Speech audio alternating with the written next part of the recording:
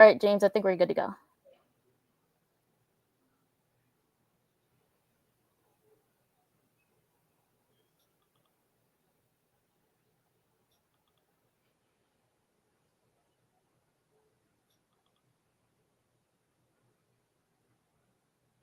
Hola, amigas. Welcome to another Latina Entrepreneurship Conference Live. My name is Andrea Diaz, and I'll be your host for this live.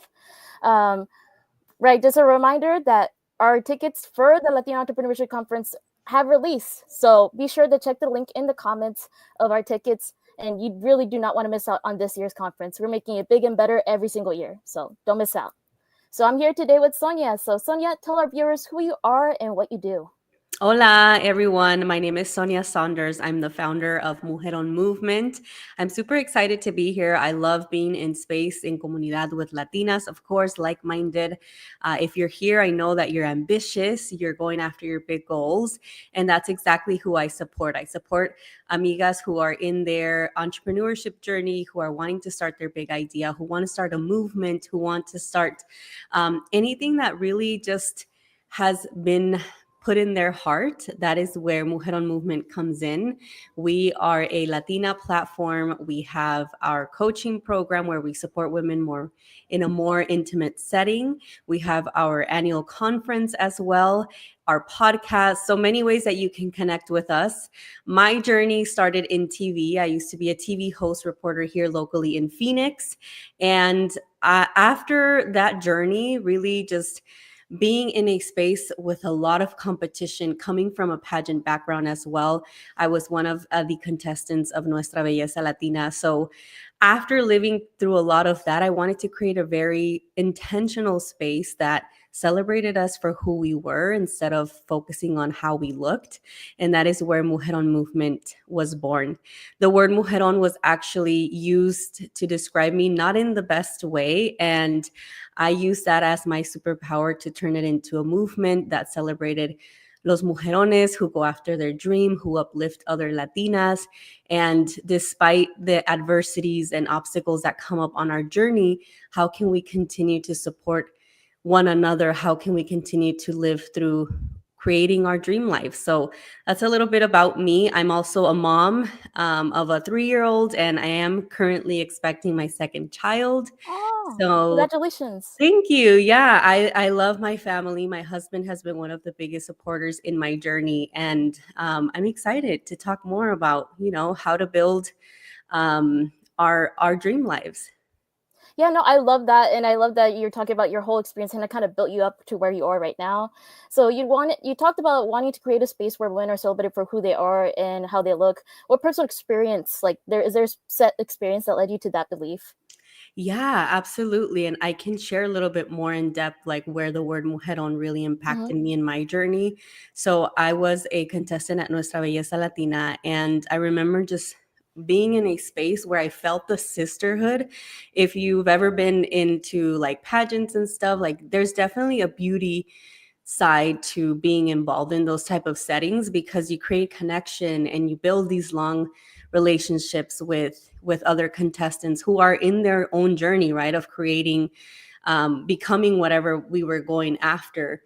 But in that as well, there's so much competition, right? Because there's only one winner Yeah. and there's so many of us. So there was, little comments or things, and I felt like just being in front of judges and being judged with how you presented yourself, how you looked, the whole package of how you were as a brand as well.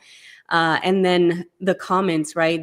There was a young lady in that competition that described me like saying they're not going to pick a mujeron to win. And I've always been a fuller size Latina, like we are. Yeah. And I remember just taking that very to heart, like, wow, I'm not worthy of this dream. Maybe I don't have what it takes to become, this public figure in this specific space. And through that and coming out of that, obviously there were so many other experiences that led to Mujeron Movement, but that's a very specific one that I knew that we needed a space where we could come together and have our own celebration, which is the Mujeron Movement event. It's a very fun day filled with inspiration and support, and allowing other women to also have the spotlight, right? Because we're all creating something beautiful that the world needs to see. And sometimes it's that community or just that space where we're able to share it and people celebrate it instead of finding all the negative things that why it's not going to work out. I wanted to create a space where you could boldly say, I want to be XYZ, or I want to create this thing. And people, instead of telling you, well, it might not be the best time to do it, they're actually going to guide you and direct you maybe to who can help you. No, I love that. It's like leaning into the positive of it. So you help women step into their purpose. How do you define purpose for yourself right now? Yeah. And, purpose can be in a very different parts of our lives, right? We go through so many phases. Like before I created Mujeron Movement, I was not a mom. And Mm. now stepping into the motherhood role, like there's a whole nother side of purpose that has been born in me. So one of the things that I always tell the girls that I work with is allow yourself to pivot and to change and to just be curious about where it's going to take you, what that purpose is, what leads you from the heart.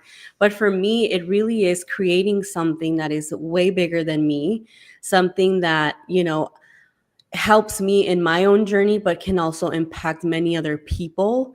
And I think through Mujeron Movement, I've been able to create that, whether, it's being able to still do things that I love, like being on camera, being on stage, because that is what I went to school for. That is what my career was based on. But now doing it more intentionally by impacting and creating opportunities for other people rather than, something that didn't really fulfill. So I would say, in a nutshell, really leaning on what fulfills you, and what that looks like for you. Because I can say, there's a part of me that being very present with my child, that is one of my biggest purposes. But also being in a room with hundreds of Latinas, talking to them about how they have everything within them to create their dream life, that also is a purpose that I have been able to live. So being curious and open to just allowing the different phases of your life to take you to what that is. Yeah, and I feel like, especially with purpose, having that openness is really detrimental to finding it too. So I love that you mentioned that. What's something you wish more Latinas understood about building their personal brand or starting a business? Yeah, I think one of the biggest things I would want is to people, for them to understand that they are the brand, right? And I think a Mhm. lot of times we find so many negative things about our lives or ourselves, and like how that's not going to connect. But a lot of times that is exactly what people want to see, right? The realness, the vulnerability of the things that we go through day to day. And that is what a personal brand is how can you take us through your journey and your story by allowing us to feel identified with it. And a lot of times with social media, we overthink about how we should show up or what we should say. And if you just leaned in a little bit more to who you are and why you're starting what you're starting, you would feel more comfortable with it. Yeah, no, I feel that. And I notice you often say start before you feel ready. Can you go more into depth, like what that means for you and how would you describe it to somebody else? Yeah, that phrase literally changed my life because, especially when you're starting something from scratch, you want all the pieces to the puzzle to be there and like fit perfectly. And a lot of times we have to just start before they're all there, right? We have to Mhm. start before we feel ready. I truly believe that you're never gonna get to a point where you're like, okay, this is it. I'm ready. I have all the planning, all the research that I needed in order to take this step. Is it important? Absolutely, it's important, but it's not the only key or the only step for you to get to where you want to get to. So starting even when things feel uncomfortable, starting when you feel like you're a beginner, when you're an imposter and all that self-doubt comes up, that is how you start to build that confidence and you start to build that resilience, right? Because Mhm. we're going to do it regardless. And a lot of the things that I tell ladies to lean on is, why did you start? And even 5 years down the road, going back to like, okay, why did I even start this? Because there's going to be so many things that come up, Mhm. and there's going to be new levels for you to get to. And you're probably not going to feel ready for those either. But how can you always remember why you started this? I don't know if you guys are Carol G fans, but Yes, yes. yes, right. I love that in her new documentary, she mentions a similar phrase, like, you do not uh, you do not feel ready to start. You have to get ready in order for you to get something done. And I'm totally butchering it, but it was so cool to see someone that has reached so many big things, right? Mhm. To see that that is really a mentality we have to step into. Like, you're not going to feel 100% ready, and there's going to be so many things and people weighing in, and your own thoughts, negative thoughts that you have to unpack. But taking the first step is what's important. Yeah, because I feel like a lot of things that hold people back is like feeling not 100% ready when, sometimes you just got to take that leap and then you just have to see where it takes you. So, Exactly. And you'll figure it out along the way. Like, you might not know. I mean, girl, sometimes I don't even know what I'm doing, but you figure it out as you go. yeah, so long as you take that first initial step, you're like, we are committed, we got to go through. You know, I Right. I feel that, like, so how do you stay grounded and confident in your message, and when the pressure to compare or compete comes up, how do you deal Mm, with it? yeah. I mean, there's so many tools that have helped me, but I think for me it's always going back to community, Mhm. and leaning on my community. That's why I feel like my brand is so community focused, because that's truly what has changed the game for me when it comes to building a brand. And I always fall back on that. Surrounding myself with women that see the vision, right? That can Mhm. remind me of how this has actually impacted their lives. And also, I think one of the things is always knowing that there is no one else out there like you. Mhm. You might have maybe the same colors, maybe the same type of business format, right? Where we have conferences, podcasts, and stuff, but the message and the lived experiences that you have, no one has them exactly in that way. And I think it humbles you a lot, right? Because it Mhm. allows you to see, like, that other person also has a very specific and special message to share, but also knowing that, hey, I want to start, like, let's say you want to start a podcast, but there's so many Latina podcasts already out there. There's not one that is just like yours. Yeah. So kind of leaning into that and community, and obviously all the grounding stuff that we do, going out in nature, journaling, all of those things really help. But I think ultimately for me, it has been community. No, I love that you're talking, like, everybody is unique. You may be some part in a larger picture, but you're still uniquely yourself. So I love Yeah. that I love that you talked about that. And going into more of the Mujeron movement, and like, has there been a particular experience with somebody that like stood out to you, like, hey, I'm doing this is why I'm doing this? Yes. Oh, I would love to share some. So I can share one specific, and I want to give a shout out to Denise. She's goes by the First Gen CPA. I've seen her growth and just seen her step into who she has become, and how she's been able to lead and teach other people about how to take control of their personal finances. That has been just so admirable. Like, I always tell her, you have set the bar high, even, for me that started this. And like, she was in our container Mujeron University, and just seeing her not only start an offer and like help people through personal finances, but also become a leader and now speak and show up for herself and her community has been amazing. She's also a mom of two, and she's also a CPA, and then having her personal brand on the side. So I think it's seeing women like that really inspire me, and like really, really push me to keep going. Mhm. So that's one person that I for sure have seen. I can go down a list for sure. Yeah, and going into, more cultural identity. So how has your cultural identity shaped your approach to leadership, community, and entrepreneurship? Oh, so much. And I know that in this space I can share freely, because I know that we can definitely resonate. Being a child of immigrants, for example, a first gen to graduate college, so many things that really contribute to how I show up and the message that I share. I think that as children of immigrants, we've seen so many sides to a journey that, of parents sacrificing so much for us, and now us being adults and having to lead our own families. How do we take from what they showed us, but also how do we make it even better, right? And I think that there's this idea that I share a lot of becoming the mujeron of our dreams.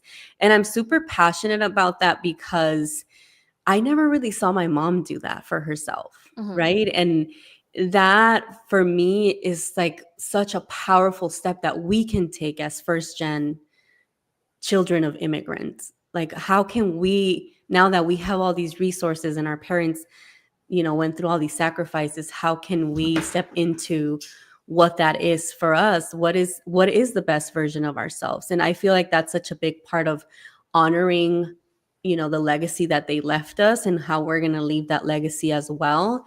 But for sure, the cultural identities pour so much into my space, my content, my community, how I teach what I teach, because there's so many things that we are being exposed to that we did not see our parents do. And it's not that they didn't want to, it's just that, they were in survival mode or they didn't even know about them. So Yeah. it's been amazing to kind of live that journey with other women and them themselves, like finding themselves, okay, we did the American dream, like we went to school, we did our careers, but we feel like there's more out there for us. We want to create more impact. And that's where I feel like this community has really supported women. And even just with the conversation of it's okay for you to feel that way, because look how many people down the line gave up so much for you to be here, that it's important for you to get curious about that feeling, explore that feeling, and see what comes from it. Yeah, no, and I feel like it's really important what your platform's doing, especially, us Latinas, sometimes we need that extra boost. We need somebody to tell us, like, hey, it's good that we're taking this step. Like, there's nothing wrong with that. And that we're able to help each other out and give each other resources. So I love what you're doing. And Thank I you. love how you mentioned in the beginning sisterhood. So what does the role of sisterhood play in your work? And what do you think it makes it essential for Latina leaders? Yes. So there's a stat out there that like a lot of the women leaders in the world and just in corporate, they have a very small circle of women that support them. And I think that there's two sides of sisterhood. One that is very broad, and that is a community that maybe you build with people and people don't really know all the maybe details of your life or privacy, right? That Mhm. as you should have some privacy, of course, where you share a sisterhood with them in the ideas, the concept, the methods that you use in order to, support, create impact, however it is that you're doing. And I feel like that is Mujeron Movement, Mhm. the community as a whole, right? Creating that sisterhood of like, hey, we're like-minded. Maybe we're first gen, maybe we are daughters of immigrants, maybe we're creating a business for the first time. All of these different things that make us like-minded, and we share this idea of wanting to become the best version.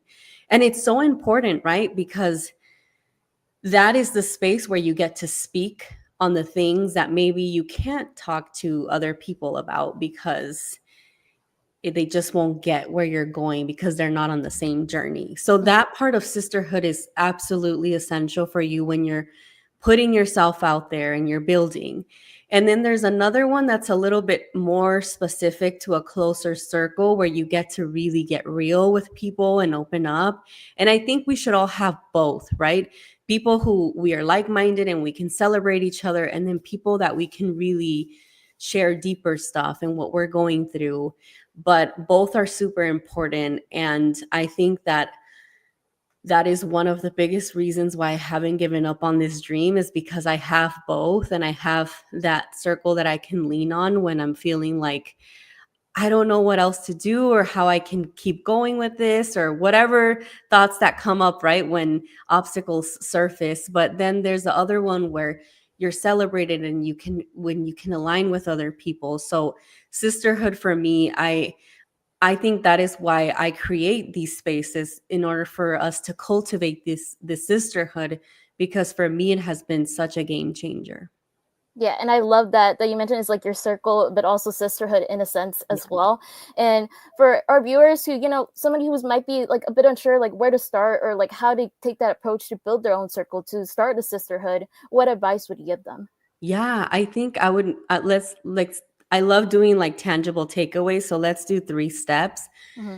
The first thing I would ask is why you want to create a sisterhood to begin with, right? Because you get super clear on what that is. Like how is this going to improve my life, or how is this going to help me?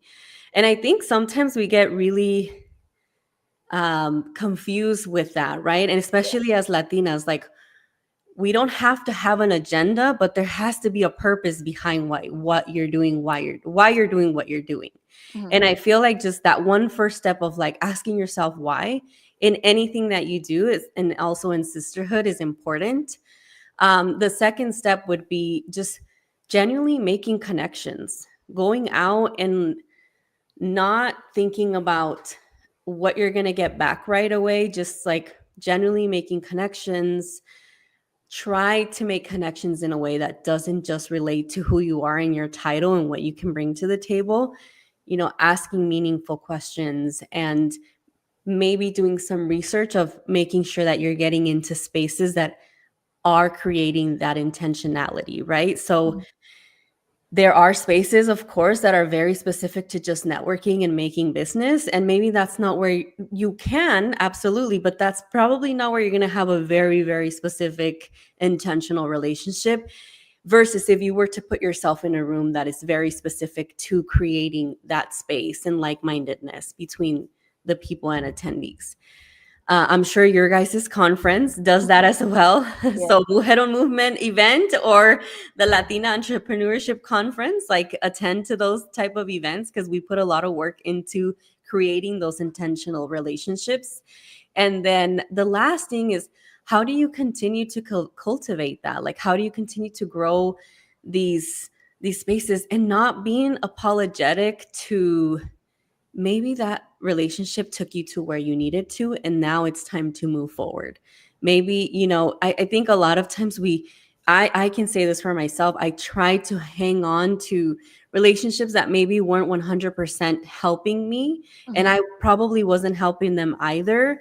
And then you spend so much energy in that you don't allow yourself to open up to maybe relationships that are really there for the next version of you. So I would say those 3 things would really help creating intentional and cultivating those relationships.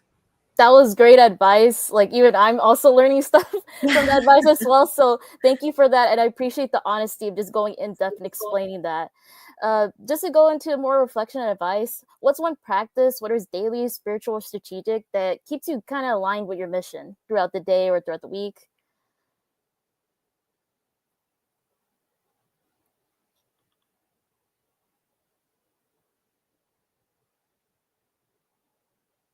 Sonia, I'm not sure if I can't hear you. I don't know if you accidentally muted.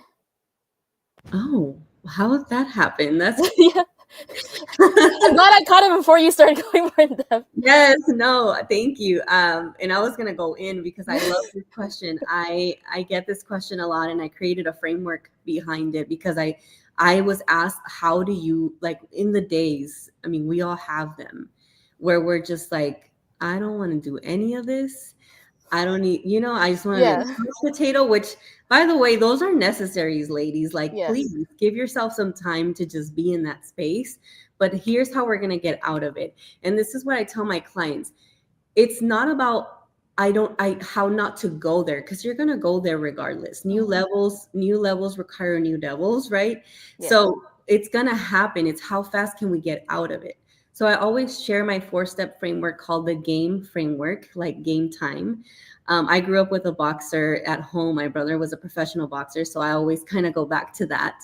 But it's gratitude. So starting your day with gratitude, whether you're writing it down, saying it in your head, saying it out loud, being intentional about what are you grateful for? What in your life right now are you grateful for? And then the second one is your action plan for the day. You can start with 3 things, just 3 things that you can get done this day, or one if you're in that space right now that you can get done today that's going to help you get closer to your goal.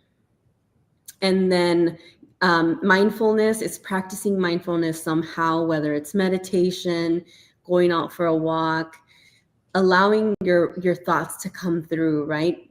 Journaling as well has been one of the ones that has helped me a lot. And then exercise, get your body moving.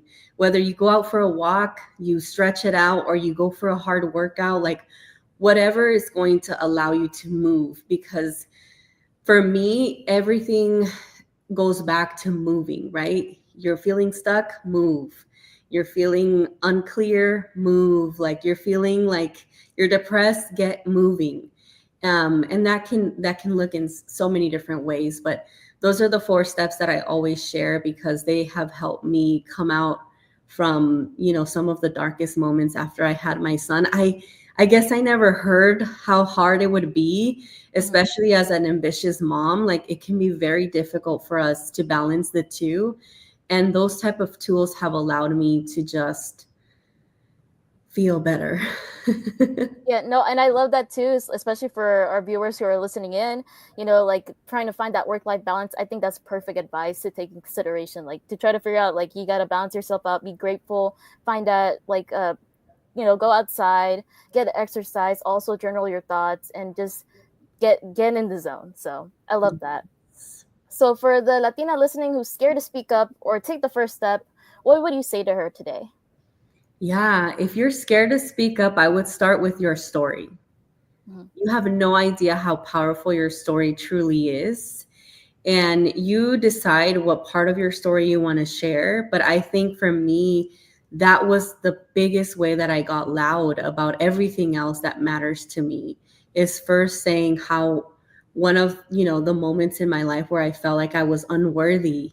And it might have been, to a lot of people like, okay, that wasn't a huge obstacle of being called a mujeron. But in my journey, it felt, and I think once you start to speak on it, you start to see that it actually does have power and it has meaning. And us owning our story instead of trying to hide it is such a big, powerful move that we can do as mujerones. So I would say to start there, start to share your story. Don't overthink about, how people are going to perceive it. Everyone's going to have something. Someone's going to have something to say. Yeah. You just have to be in alignment with why you're doing it and who you're impacting and sharing what experiences you have lived. And I think as Latinas, now more than ever, with everything that's going on, our stories are powerful and we need to speak on it. With political agendas and everything that's going on, like I feel like these are the moments where spaces like these that are created to share our story are important. Yeah, I love that. Yeah, like if you could attend the Mujeron Movement or the Latina Entrepreneurship Conference, do it. Attend both. Yes. But yes, I'm going to throw in a question that Angelica loves to ask people at the podcast is, do you consider yourself a leader? Why or why not? I do, and it took me a long time to step into that identity. I won't even lie. I now feel like I am a leader because not just because of the platform that I have built, but because of the vulnerability that I'm open to share. And I feel like there is so much power behind that, right? Sometimes we're scared to share the vulnerable side of building something. And I think that's a part of being a leader, like opening up and saying like, hey, I might not have all the answers, but we'll figure this out together. And also because it takes work to become a leader, and it takes a lot of inner work to become a leader, right? Inner work in figuring out all the things that we need to heal, all the things that we want to work on, and then taking intentional action, aligned action towards who you want to become. So I think those are definitely characteristics of a leader. So I will take that badge now and that identity and step into it. But I will say, like, it's not easy, right, to call yourself a leader. So Thank you for that question. Yeah, Angelica loves asking that question, so I always like asking that question as well, just to hear people's response, because it is kind of hard to put yourself up as a leader. It's such a Absolutely. big position. So, but yeah, anything else? Any last words for our viewers that you would want to say that I missed out? Yeah, Yeah. I guess I would just say whatever it is in your heart right now that maybe is calling for you to create or to start or to talk about, I want you to lean into that and know that it was placed in your heart for a reason. And that is a big message that maybe a lot of us need to hear. So step in, lean on that. Also follow us on Instagram, Mujeron Movement. You can listen to our podcast, the Mujeron Podcast. I took a little break there because of my first trimester was wild this Oh. time around. But I'm glad to be back. So, we have over 150 episodes on there, I believe. And you can, listen anything from self-development to how to build community to anything on motherhood. I open up a lot about my motherhood journey there as an ambitious mom. And you can also join us inside Mujeron University. There's a wait list somewhere in our links that you can join. And the Mujeron Movement Conference, we have some big announcements coming up. But as long as you follow us, join our newsletter, you'll hear all about it. So yeah, just connect with me. Send me a DM if something resonated. You want to just talk about, I'm open and I appreciate this space to share. Yeah, no, I was legit about to ask you where can our viewers find me, but you already answered it. So thank Yeah. you for that. Just as a final reminder to our viewers, make sure our tickets are live right now. So make sure to click the link in our comments and get those tickets. You really don't want to miss out on the Latina Entrepreneurship Conference for this year. We're making it better every single year. But yeah, no, thank you so much. Yeah, third annual Entrepreneurship Conference, September 20th, 2025. You don't want to miss it. Also, keep an eye out for the Mujeron Movement Conference as well too. That's also another good experience to be part of as well. Hey, why don't you go to both? Go to both. Take advantage. But thank you so much, Sonia. It was a pleasure to speak with you today, and I hope that this conversation is giving our viewers a lot more advice and info on how to become their own selves. So thank you so much. Thank you so much. All right, let's say goodbye to everybody. Bye. Bye.